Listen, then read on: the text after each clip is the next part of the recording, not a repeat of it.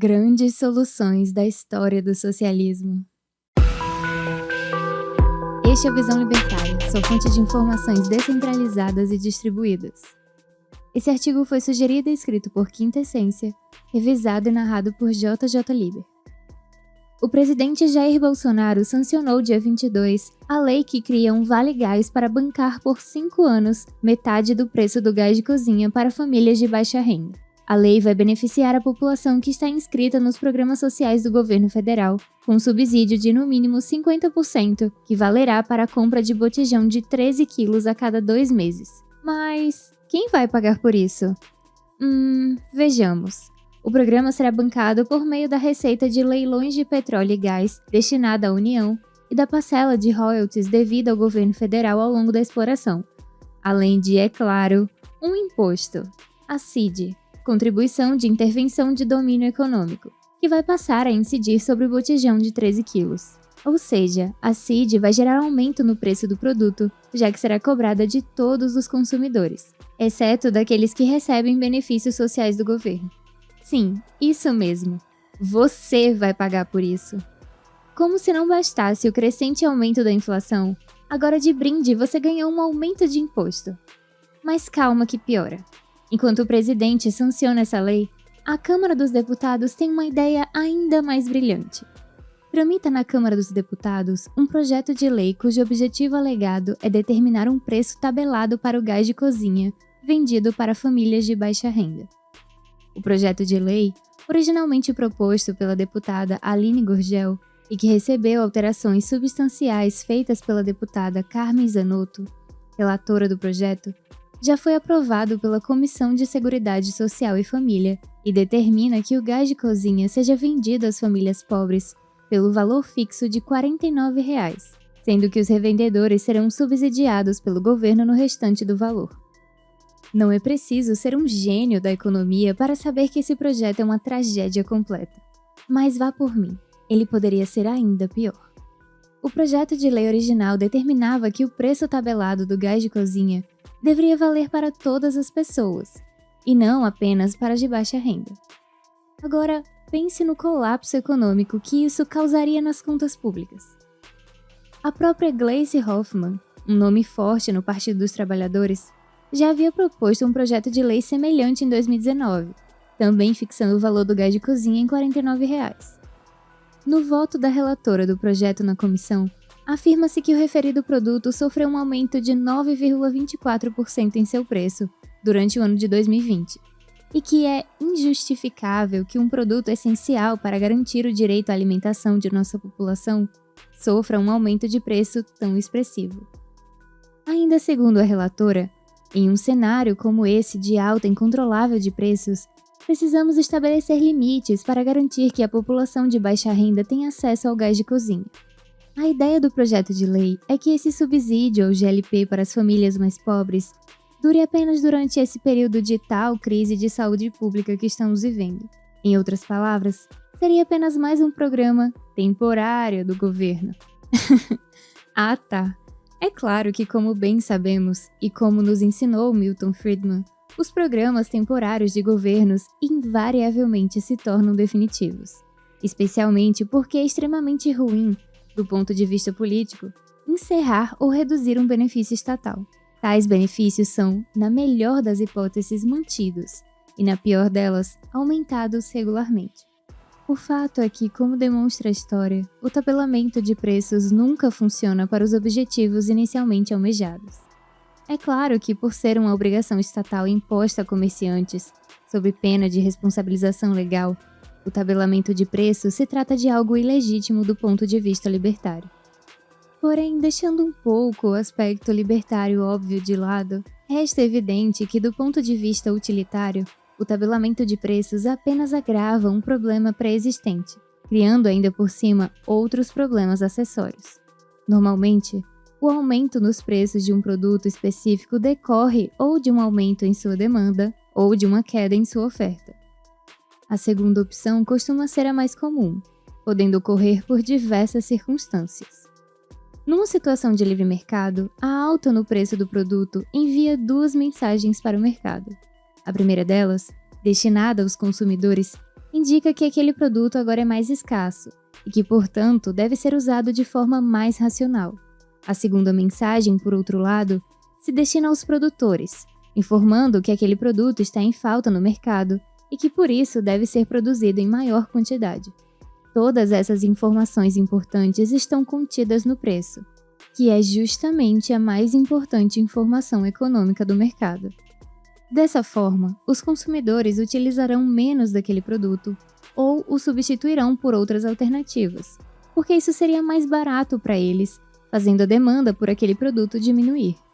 Por outro lado, os produtores se empenharão em oferecer mais desse produto no mercado, porque isso é uma promessa de generosos lucros. Se a demanda cai e a oferta aumenta, naturalmente o preço cairá, até se estabilizar em um novo ponto de equilíbrio que seja visto como justo para ambas as partes. Em outras palavras, a melhor solução para os preços altos são os preços altos. A escolha pelo tabelamento de preços, porém, é um desastre para a economia. Afinal de contas, nesse terrível cenário, o Estado intervém na já citada informação mais importante da economia, ou seja, no preço dos produtos.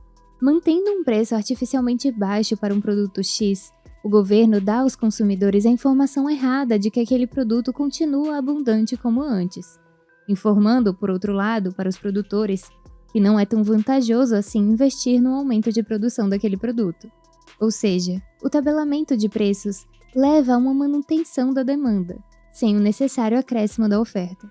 Em outras palavras, esse produto se tornará escasso no mercado.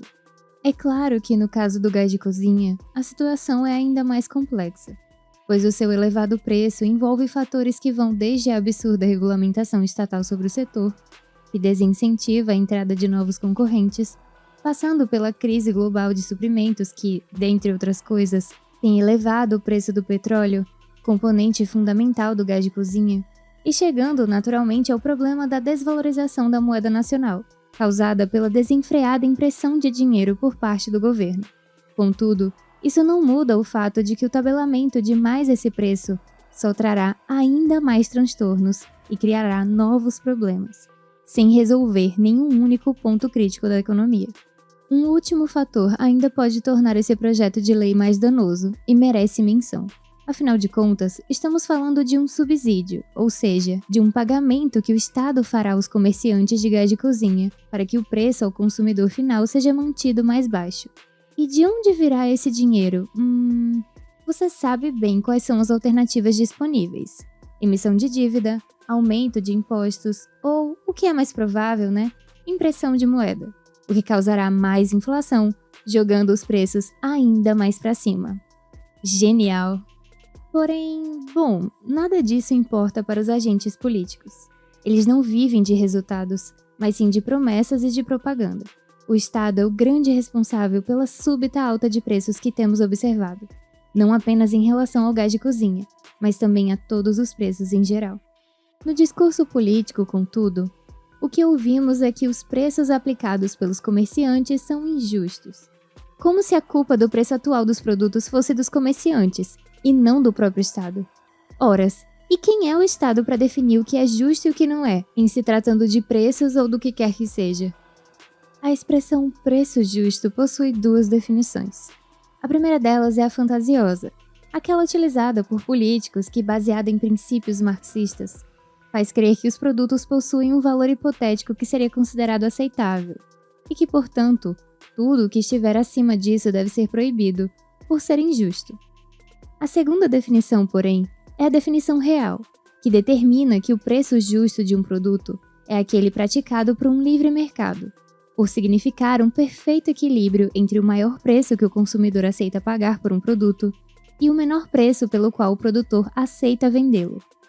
Pelo lado do consumidor, esse preço sinaliza as suas necessidades, e pelo lado do produtor, esse preço sinaliza os custos envolvidos no processo de produção, bem como a sua expectativa de lucro. Porém, parafraseando Thomas Sowell, a primeira lei da política é ignorar as leis econômicas, então nada disso importa para os agentes políticos. Para os estatistas, não importa se as intervenções governamentais nunca antes realizadas em nossa história, sobre toda a cadeia produtiva mundial, agora estão cobrando o seu caro preço de toda a população humana. O que importa é apenas como medidas populistas e demagógicas poderão se converter em votos já no próximo ano, é claro. Apenas tenha em mente que até mesmo religiosos parecem possuir mais competência econômica do que políticos, como atesta o Compêndio da Doutrina Social da Igreja Católica, em seu número 347. Um verdadeiro mercado concorrencial é um instrumento eficaz para alcançar importantes objetivos de justiça, moderar os excessos de lucros das empresas singulares, responder às exigências dos consumidores, realizar uma melhor utilização e economia dos recursos, premiar os esforços empresariais e a habilidade de inovação, fazer circular a informação de modo que seja verdadeiramente possível confrontar e adquirir os produtos em um contexto de saudável concorrência. Os políticos tendem a se considerar deuses e acham que podem atuar contra as leis da natureza. Embora nenhum nobre deputado brasileiro tenha, até hoje, proibido a lei da gravidade em território nacional, a fim de evitar quedas de todos os tipos, é fato que, de forma recorrente, muitos políticos insistem em querer regular as leis de mercado, que são tão naturais quanto aquela primeira citada. Isso é até esperado, porque nós libertários conhecemos bem os políticos. O que mais assusta, porém, é saber que muita gente ainda acredita nesse papo furado de que o Estado é capaz de resolver problemas que ele mesmo criou, na base da canetada. Ainda falta muito para que essa medida seja aprovada. Ela precisa tramitar em algumas comissões, até ser levada a voto no plenário. Pode ser que, no fim das contas, ela não passe dessas etapas e se junte ao rol de ideias estatais estúpidas que foram sepultadas ainda durante a tramitação, para o bem do povo brasileiro. Contudo, isso nos ajuda a manter firme em nossa lembrança aquela importante verdade que acompanha a existência do Estado.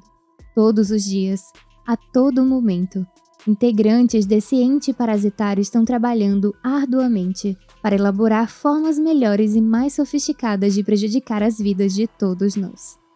Obrigada por sua audiência. Se você gostou desse vídeo, clique no ícone de curtir abaixo e compartilhe em suas redes sociais. Para ser notificado de outros vídeos, inscreva-se no canal e depois clique no ícone de campainha.